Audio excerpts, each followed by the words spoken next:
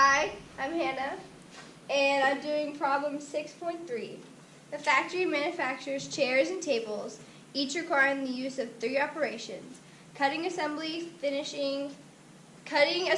finishing. The first operation can be used at most 40 hours, the second at most 42 hours, and the third at most 25 hours. A chair requires 1 hour of cutting, 2 hours of assembly, and 1 hour of finishing. A table needs 2 hours cutting, 1 hour assembly, and 1 hour finishing. If the profit is $20 per unit for a chair and $30 for a table, how many units of each should be manufactured to maximize revenue? Okay, so here we have our 3 problems, which is the 40 hours at most for the first operation, 42 hours for the second, and 25 for the third. Do I have to explain this? The rest of it? Okay.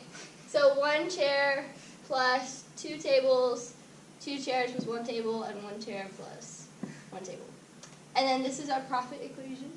And then we put it into a, matrices, and we left it, which is what this is. And then we had to figure out which one was the finishing hours.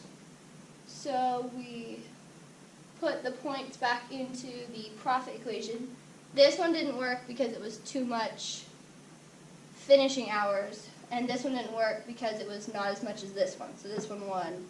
So in total we had 10 chairs, 15 tables, which need to be manufactured to maximize the revenue. Does that make sense? Cool. Very nice. Did you guys all get this thing about too much finishing was required for this one? Oh no, we didn't do that. Okay, so what's up there is there are 3 lines. Those 3 lines probably look something like this, No. right? Like, not actually like this, but like, yeah, everybody has nice pictures for this.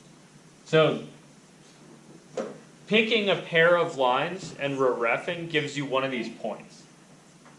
Right, so they found these 3 points, and this 1 point is actually sitting outside of the feasible region. The feasible region's down here, and that one was out of it. The way they found out that it was outside of the feasible region was they took these pair of numbers and plugged them into all 3 equations until they found one that didn't work. You guys see that? Okay, cool. So this is the non-geometric approach, right? Like you all can do this without, you don't need to see that there's a picture in the background at all. You can just ref pairwise, get points, and then check all the points in all the equations. That gets kind of annoying because a lot of plugging and chugging, but you also don't have to have a picture, so that's something. Good work.